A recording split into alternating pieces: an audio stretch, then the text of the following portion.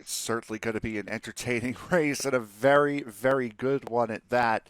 With Keeman on the pole, the last time he sat on the pole, that was at Long Beach. So the lights procedure will start 1 hour and 5 minutes here at Phillip Island.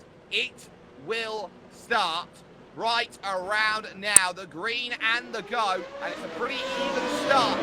Most rows on this grid, they'll fall pretty nicely into line. Boozy's covering Ponick then about 3 rows back as they go in towards one. It'll bring with an angle to the inside then. We'll look to challenge here on Keeman as well. With 3 wide into 2, it's Ilbrink who backs out of it, but Alvarez is harrying and harassing every stage of the way. They're going to be side by side off the exit, and now the run to Casey Stoner is going to be the big important one here, as still Keeman fights it, but he will lose out potentially here as Alvarez got the run, and it's all nicely covered.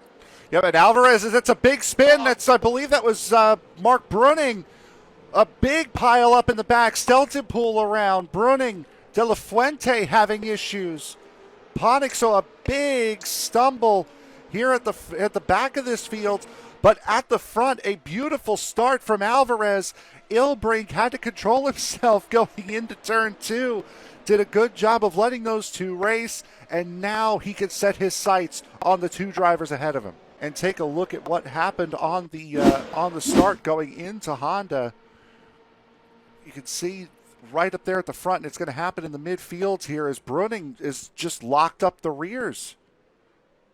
Yeah, Brunning had his moment. Browning also locked up the rears on cold tyres as he went through. That's why Mark Ponick got the hit.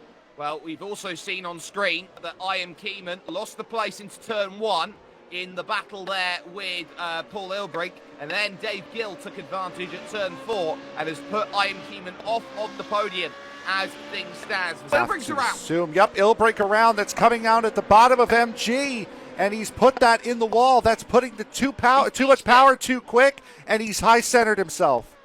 And that has really taken the pressure off of Alvarez. Racing with one of his, was racing with Esteban Guadarrama, and just locked it up and spun the back end around at Honda. So Guild and Alvarez running identical lap times, or virtually identical lap times, not really pulling. Is Alvarez, I believe Hoekstra just had a massive off in turn 2, and he has. Oh, it's a huge one right on the back. Back stepping out, not once, not twice, and he tries to save it. But then when you're in the gravel and you're going downhill off of that section towards those tyres, there's not much that you can do. That car was trying to break away free towards the Bay of Victoria. We're looking off the back of Guild. Now we'll flip it around and look to the front of Guild.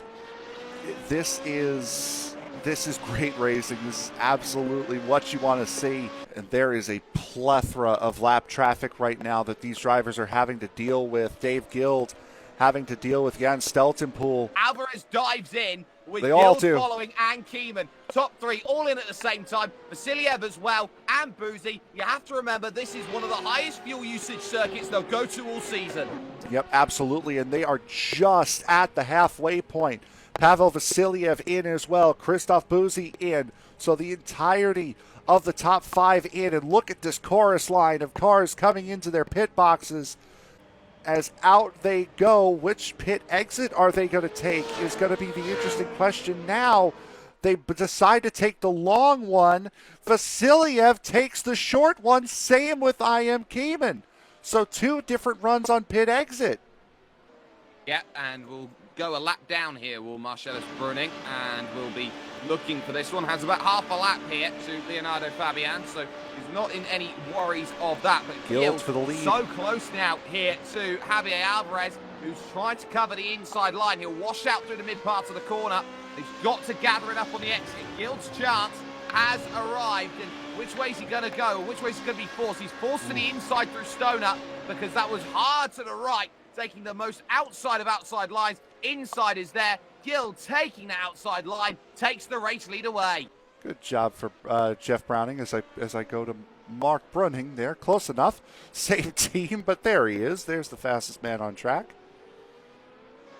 Not the best turn two from Dave Guild at the front. Alvarez has got a stunning run here in towards turn 4 at Honda. Here comes the lunge down the inside. Alvarez for Positive Sim Racing needs to put the power down quick. He needs to get this done tyre to tyre as they make the kick run to Siberia. And it's the long outside line that gives Alvarez the lead again. And it's that long outside line that's able to pin it a little bit sooner because you're able to straighten the wheel out. We're running line astern, and now that they're starting to battle, he's starting to close back up as here comes Guild going into turn 1. He's got that preferred line on the inside. He's got to make the move stick before going into 2, otherwise he's going to lose it, and that's exactly what happens. He loses it going through 2. That is just how difficult it is to make a move. Use the outside line through 1. You have the inside through the long turn 2, and it's covered. Alvarez, middle of the road again, as he makes that run to 3 and 4 here at Honda for the prime place to get it done. And not going to be able to get it done is Dave Guild. But every time Dave Guild goes side by side, that driver in the number 11, the championship leader, will close in. Remember, it's his debut season, Pavel Vasiliev, and he is really showing that he is doing more than just winning races. He's staying consistent and Alain Prosting his way to a championship lead. Yeah, and that was where and how Guild was able to make that pass. Just unfortunately, he didn't have the run that he did last time, and he took a big dive going into MG as one of the Rebellion cars went off in front of him. That is a shame for him to fall a lap down that way. He's been having a really good run. He didn't lose a position, though. Again, Dave Guild looking to attack. Alvarez covering the inside line here at turn 2 and almost shepherding to that outside line where all the marbles start to gather up. And Alvarez makes a half mistake. He loses the back end, has to hit the brakes, and Dave Guild gets a freebie. Cookies, race lead. Yep, and that's exactly what he was waiting for, was just the tiniest mistake. Alvarez is going to come right back on him on the inside, going through Honda, trying to keep that car wound up as Guild, and he will cover off the rebound fight from Alvarez. What a battle as we come down to the final 10 minutes.